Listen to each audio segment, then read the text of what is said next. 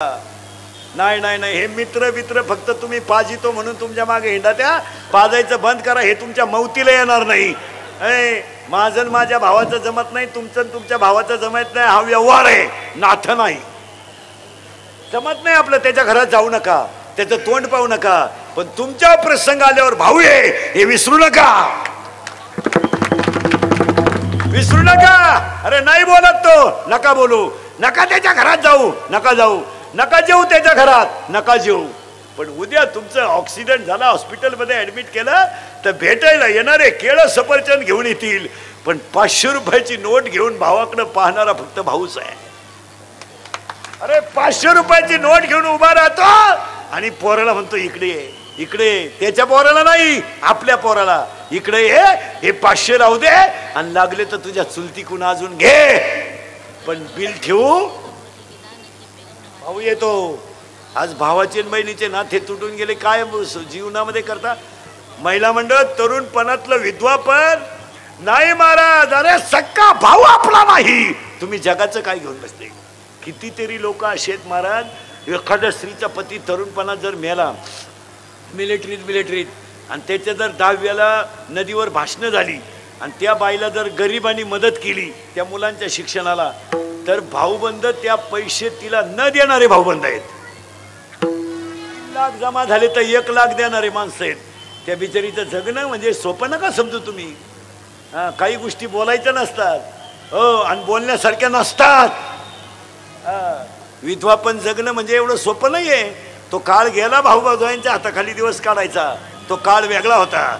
अरे 10 वर्षापूर्वी मुलीचं लग्न झालं ना, तर पोरीची आई पोरीला सांगत होती इकडे ये, पोटभर खायचं आणि रात्रंदिवस काम करायचं, तक्रार आली तर तू येन मी ये. का सांगत होती ती आई? अरे त्या आईचं लुगडं फाटलेलं होतं, तिच्या हाताला बांगडी नव्हती, पण विचार पुढचे होते. तिला माहित होतं माझं शरीर जर थकलं तर मलाच भाकर मिळणार नाही, तर माझ्या मुलीच्या आयुष्याचा कोण विचार करेल? आज या 10 वर्षापासून पुरीची आई डायरेक्ट पुरीला सांगते एखादा महिना बघ, सगळ्यांचा अंदाज घे, नाही तर पाहुणा इकडे घेऊन ये. बस 95% पुरींच्या संसाराचं वाटोळं त्यांच्या आयाने केलं, ध्यानात ठेवा. इतक्या खोडीच्या आहेत ह्या, फक्त दिसत्यात अशा. कोणती कीर्तनात बसलेली बाई आहे माया पुढं का तुझा आणि तुझ्या पुरीचा 8 दिवस फोन झाला नाही, बोटवर कर, मी सत्कार करतो तुझा, कर बोटवर, जाऊ दे आजचं पाकिट देतो तुला, कर, छान. काय करत तुला पुरीचा? हा विनोद नाही, हा विनोद आहे का? काय करत तुला मुलीच्या संसाराचं? काय गरज आहे? तू काय बोलत असती पुरीशी रोज? काय कालवण केलं, बोंबील भाजले खाती? दरिद्री नाही तर काय कालवण केलं, जेवली का झोपली का? किती बकरं झाली की तुझ्या शेळीला?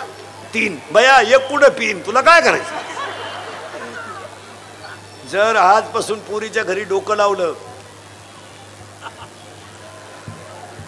तू कशावर लिहून घे, यंदाची दिवाळी खात नाही तू, घे कशावर लिहून. हा विनोद नाहीये महाराज. अरे स्वतःच्या मुलीच्या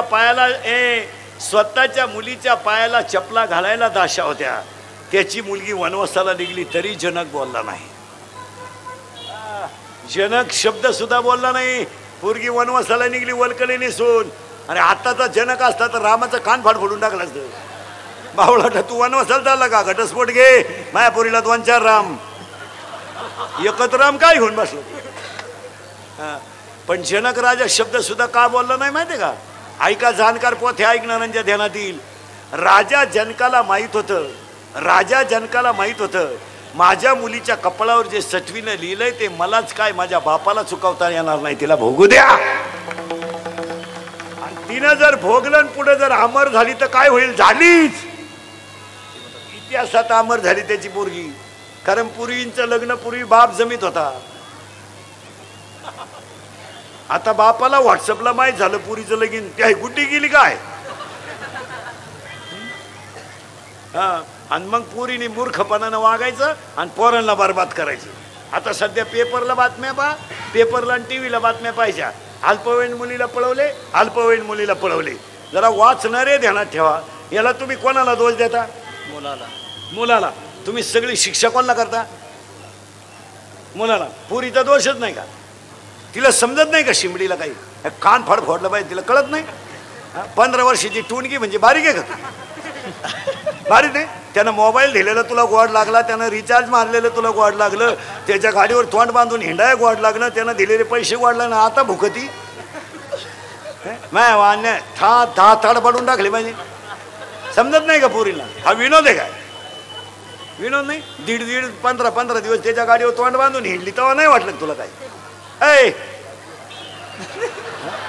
10,000चा तुझ्याकडे मोबाईल आहे, तुझ्या पर्समध्ये 2-3 हजार रुपये आहे, तुझ्या मोबाईलमध्ये हजार रुपये बॅलन्स आहे, मी कुठून आणते तू? शाळा बुडून त्याच्या गाडीवर वड्याला हिंड तिथून बरं भुकती. हा विनोद आहे का? अरे पुरीची छेड काढणाऱ्या पोराच्या जर पुरीनं कानपट्टी ठेवून दिली तर तो पोऱ्या कावळा शिवेपर्यंत तिच्या नादी लागायचा नाही. आणि आपण दोष कोणाला देतो? सगळ्या मुलाला. पुरी मला सांगा, ह्या गोष्टी विनोद आहे का? मुलगी मला आहे, मुलगी तुम्हाला आहे. याला आणि पोरगी आपली प्रेमात पडली हे तिच्या आईला पूर्ण माहीत असतं. आयांनी भामटेपणा करायचा नाही.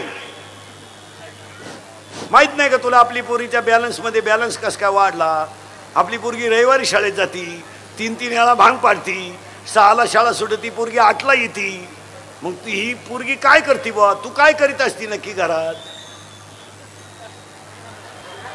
आपली पोरगी 2 वेळा आरशात पाहती, 4 वेळा भांग पाडीती. मग तुझ्या पोरीला काय पांडुरंगाचा साक्षात्कार हो राहिला का? काय समाधी लागली का तुझ्या पोरीला? पोरगी पळून गेल्यावर म्हणती मला अंदाज आलता. तू काय कुंभ मेळ्याला गेली ती उलाटली होती का पुढं? हा विनोद नाहीये महाराज. लोकांना